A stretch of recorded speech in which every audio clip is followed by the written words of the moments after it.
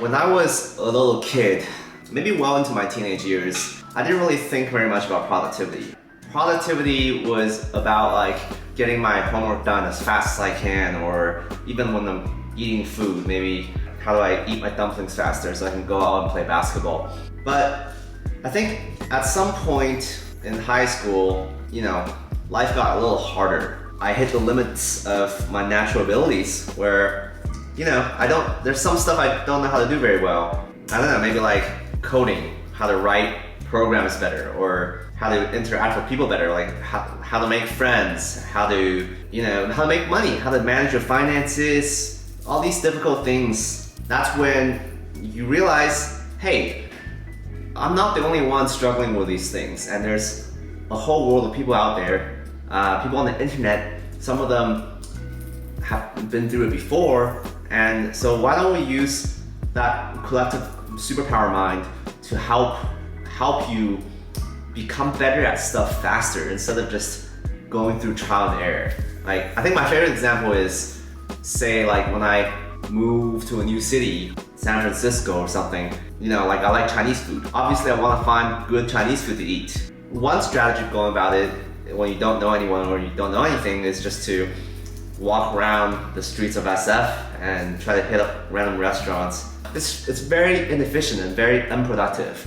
So you can very easily go on Yelp reviews to figure out which ones are good Chinese restaurants and which ones are bad Chinese restaurants. And as someone who grew up eating Chinese food, I can verify, right? Like, I can very quickly determine if Yelp is a trustworthy source. Yelp is pretty good. So then I became more productive in my hunt for good Chinese food.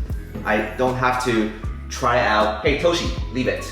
I don't have to try out 10 dozens of restaurants to figure out what is the best Chinese food in town. But what if you wanted something like the best morning routine or the best workout routine? What if you wanted to know how to grow a business, right? Like, when things are not quite as easily verifiable, one of the reasons things are not as easily verifiable is there's lots of opinions about it, and you can try your best to find the expert in the field to give you advice, but there could be a lot of experts. There's literally, I don't know, tens of thousands of YouTube channels out there that teaches you how to build a business. So many fitness channels that teaches you the best workout routine to get the results that you want. Even morning routines, right? Like, there's all these influencers who are trying to say that, when they wake up in the morning and look at sunlight, and then, they go to the sauna in the morning and they do all these things, and they're like, it made me feel so productive, and if I just do this every day, I can 10x and 100x my output. You look at that and you try it for a day or two, and you can't stick with it, and then you start to question yourself. The stuff like morning routines, obviously, it's not like Chinese food. You don't just experience a morning routine and immediately know whether it's good or not. You have to stick with it for a while. You stick with it for a while, and after a while, when things aren't really working out the way that you want it to, I think my go-to approach is to revisit the internet and try to find another expert opinion, another morning routine that would work better for me. Or maybe, and I get frustrated, and that's the key thing. I get frustrated that it's not working for me, and I want to figure out, what am I doing wrong? Like, there's some part of this knowledge that I'm just not getting. And I think that's the wrong approach to life. Oh, this one doesn't have a drainage hole. That's not what I wanted. What about this one? Oh, I got scammed. Oh, that's a problem to be solved for another day. Back to productivity. I think I'll just put it back in this pot, but with the mixture, the new mixture. Right, like, I would get frustrated, and then I would go on this internet binge. This morning routine thing is not working for me, and waking up at 5 a.m.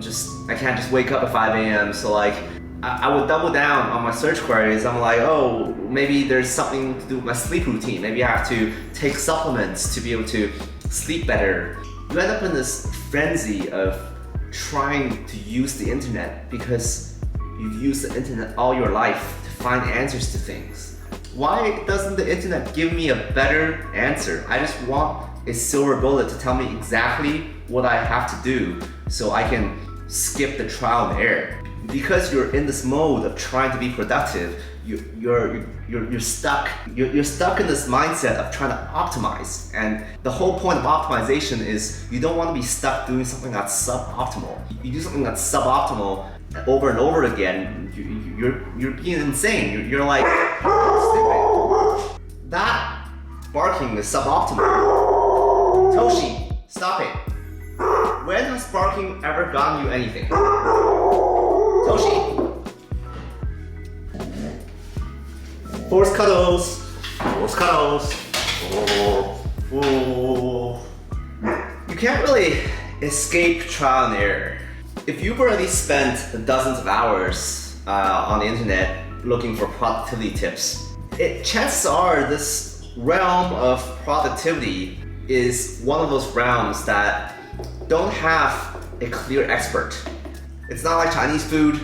Well, it's not like Chinese food for a Chinese person, because I know exactly what I'm looking for. It's not like smoking tobacco. It's not as clear cut as smoking tobacco can probably give you black lungs and you get lung cancer. It falls into one of those like gray areas where, sure, there are productivity experts out there in their particular domains, but they probably don't know all the contexts in which productivity is applied. They probably don't know your own personal context. So the tips that they give is suboptimal, to put it simply.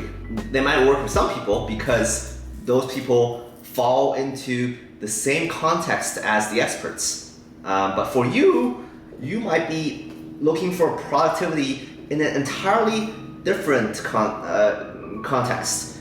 And I think it's an illusion to think that just because the internet is very wide and there's all sorts of people out there, and that there are some people who are just like you, just because there are people that are out there that are just like you, doesn't mean that the productivity expert you stumbled upon or whatever opinion piece you're reading applies to you. At the end of the day, like, sometimes you have to fall back to yourself.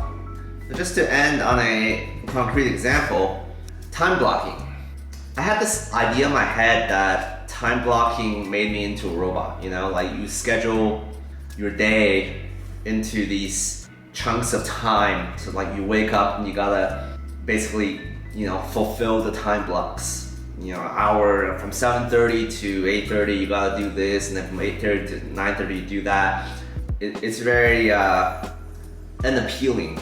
So I, for the longest time, I operated using a to-do list because I read the checklist manifesto, and you know, I read a bunch of opinion pieces about why having a to-do list is very beneficial. So I was in the to-do list camp, and I start my day off looking at my to-do list. I'm like, oh, there's all these things. Like one of my items is just to read for 5 minutes, or sorry, read for 25 minutes a day.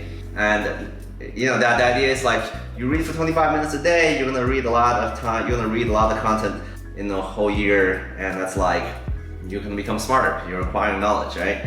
And there's one called like meditate for 5 minutes, you know, having a to-do list. Anyway, long story short is to-do lists allow me to still have a concrete set of things I do every day without imposing a rigid schedule to them. But I still end up very frustrated sometimes when I'm about to try to tackle my to-do list item, like read for 25 minutes, and I'm like, what do I read? For other items, like I have a to-do list item saying shop for plants, right? And I end up shopping for plants for like 2 whole hours. So I'm like, oh, is this pot gonna fit my plant? Like, what is the optimal pot? What color plants goes with my living room? There's all these decisions. 2 hours. I spent 2 hours just trying to figure out what plants to buy, and it's stupid. It drags my day on. I wasn't anticipating that single to-do list item is going to take 2 hours.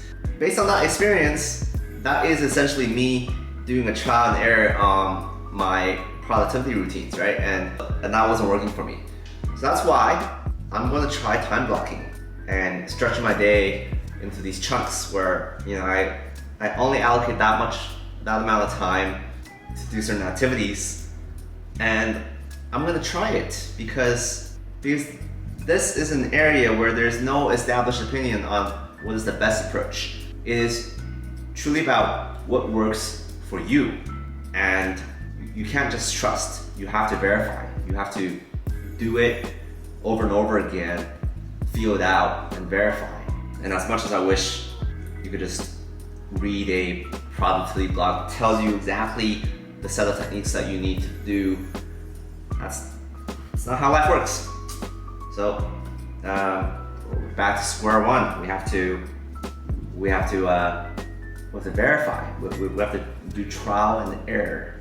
And that's my whole take on productivity.